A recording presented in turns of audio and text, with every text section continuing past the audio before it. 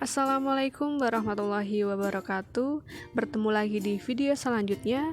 Masih bersama saya Putri Ansariku. Dan kita akan bahas tentang sejarah kebudayaan Islam pada masa Orde Lama. Nah, pada kesempatan kali ini kita akan fokus pada pembahasan sejarah berdirinya Kementerian Agama di Indonesia. Sekitar tahun 30 Hijriah atau 651 Masehi, Khalifah Utsman bin Affan mengirimkan delegasinya ke Cina untuk menyebarkan agama Islam. Dan agama Islam disebarkan tentunya dengan jalur damai. Kemudian utusan Utsman bin Affan ini juga sempat singgah di Nusantara, tepatnya di pantai barat Sumatera. Dan pada tahun 674 Masehi diketahui dinasti Umayyah sudah mendirikan pangkalan dagang di pantai barat Sumatera. Pada masa Orde Lama ini ada beberapa peristiwa yang terjadi di Nusantara.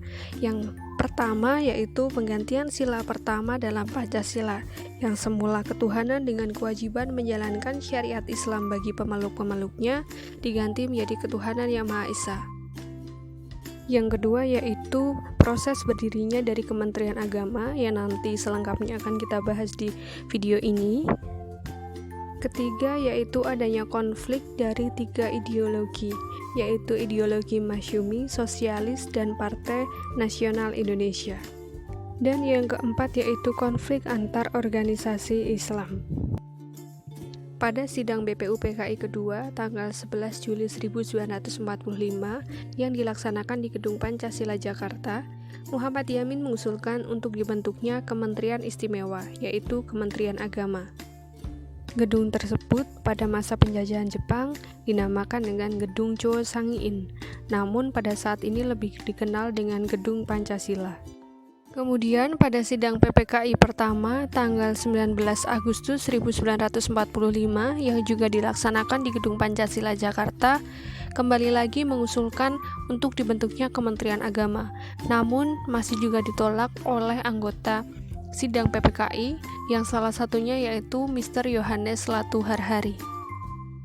Selanjutnya pada sidang Pleno Komite Nasional Indonesia Pusat tanggal 25 sampai 27 November 1945, utusan KNI Daerah Karisidenan Banyumas, yaitu Kyai Haji Abu Dadiri, Kyai Haji M. Saleh Suaidi, dan M. Sukoso Wiryo Saputro.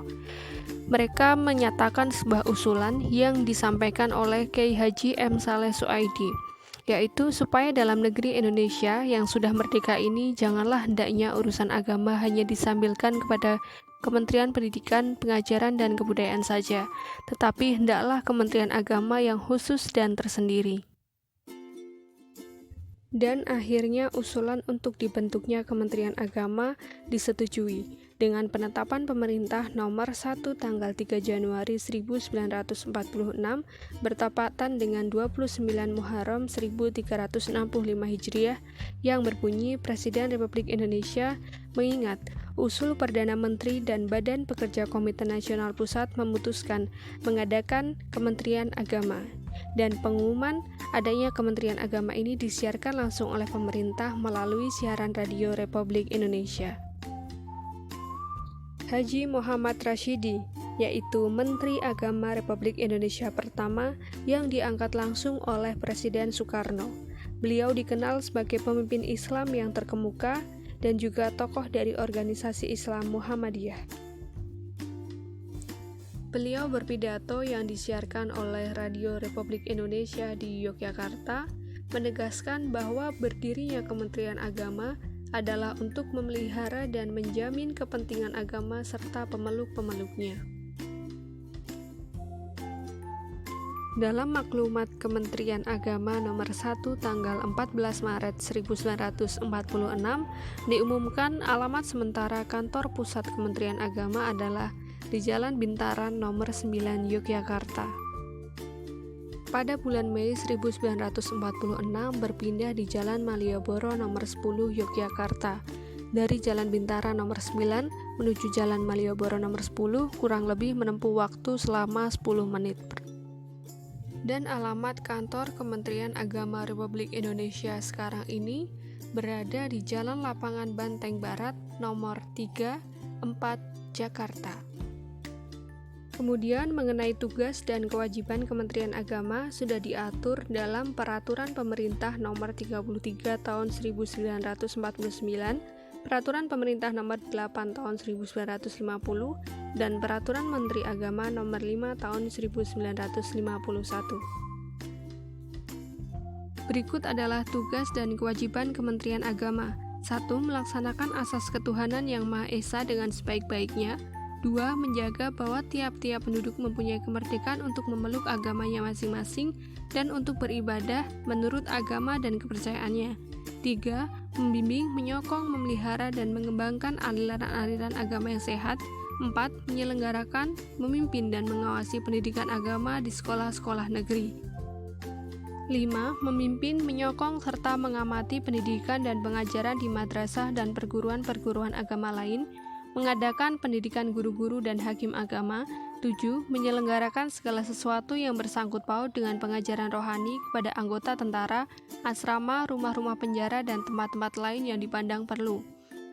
8. Mengatur, mengerjakan, dan mengamati segala hal yang bersangkutan dengan pencatatan pernikahan, rujuk, dan talak orang Islam. 9. Memberikan bantuan material untuk perbaikan dan pemeliharaan tempat-tempat ibadah, seperti masjid, gereja, dan lain-lain. 10. Menyelenggarakan, mengurus, dan mengawasi segala sesuatu yang bersangkut paut dengan pengadilan agama dan mahkamah Islam tinggi. 11. Menyelidiki, menentukan, mendaftarkan, dan mengawasi pemeliharaan wakaf-wakaf. Dan 12. Mempertinggi kecerdasan umum dalam hidup bermasyarakat dan hidup beragama. Nah, mungkin itu sedikit penjelasan tentang bagaimana perkembangan Islam di Nusantara pada saat Orde Lama dan juga penjelasan dari sejarah berdirinya Kementerian Agama di Republik Indonesia ini. Nah, mungkin sekian video pada kesempatan kali ini. Semoga bermanfaat bagi kalian semuanya. Terima kasih yang sudah menonton. Wassalamualaikum warahmatullahi wabarakatuh.